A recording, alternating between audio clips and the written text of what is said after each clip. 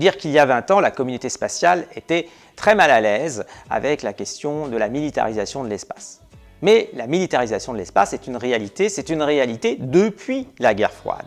Car très rapidement, les grandes puissances ont compris qu'à 100 km d'altitude, nous avons une zone extrêmement stratégique pour observer la Terre, mais aussi pour pouvoir communiquer avec la Terre. Donc il faut bien comprendre aujourd'hui qu'aucune grande armée ne peut avoir d'activité en dehors du territoire si elle ne dispose pas des réseaux spatiaux et des informations spatiales.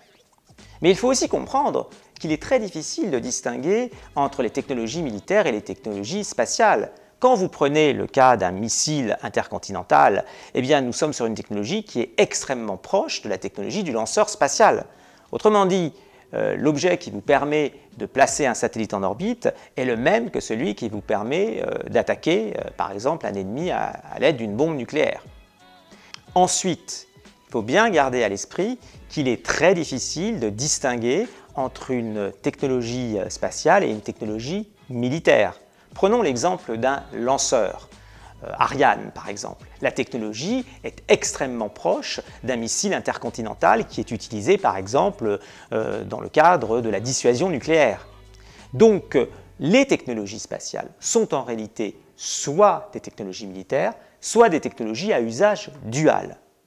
Enfin, le dernier point, qui est très important, c'est que si nous avons des programmes spatiaux militaires, nous avons des contrats pour notre industrie.